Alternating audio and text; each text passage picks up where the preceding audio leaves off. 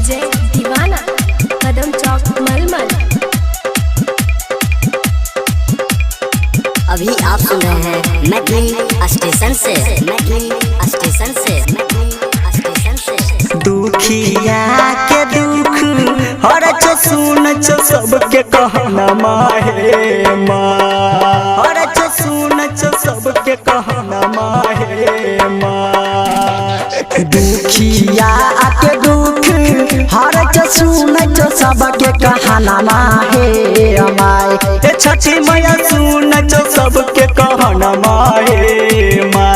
Hey my बाजिन सबके दै छो गोदी में ललना माहे माय। हे माय बाजिन सबके दै छो गोदी में ललना माहे माय। दुखिया के दुख हर चो सुन चो सबके कहना माहे माय। छठी मैया सुन चो सबके कहना माहे माय। हे माय बाजिन सबके दै छो गोदी में ललना माहे माय। हे माय बाजिन सबके दै छो गोदी में ललना माहे माय। पीएसटी मनोरंजन फिल्म्स विठान बाजार समस्तीपुर। अजय दीवाना रामधन दीवाना मलमल।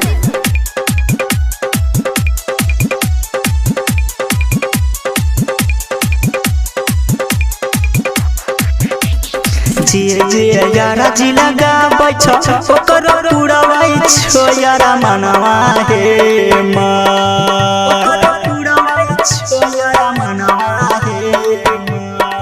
ओकर पुरवाई छो आहे जे यारा जी लगाबै छ ओकर पुरवाई छो यारा मनवा हे माय। हे छठी मैया पुरवाई छो यारा मनवा हे माय। जे यारा जी लगाबै छ ओकर पुरवाई छो यारा मनमा हे माय। ओकर पुरवाई छो यारा मनमा हे माय। हे माय बाजिन सबके दै छो गोदी में ललना मोहे माय। हे माय बाजिन सबके दै छो गोदी में ललना माहे माय। अभी आप सुन रहे हैं मैथिली स्टेशन से अजय दीवाना रामधन दीवाना मलमल।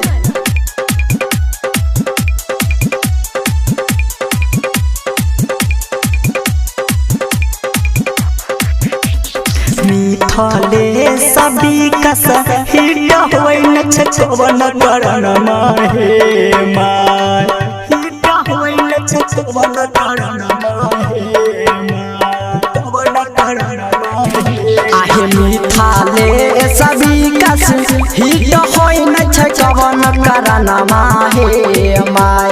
हे छठी मैया होई न छछवर करन माहे माय। मिथले सभी कस हिट होई न छछवन करन माहे माय। हे छठी मैया होई न छछवन करन माहे माय।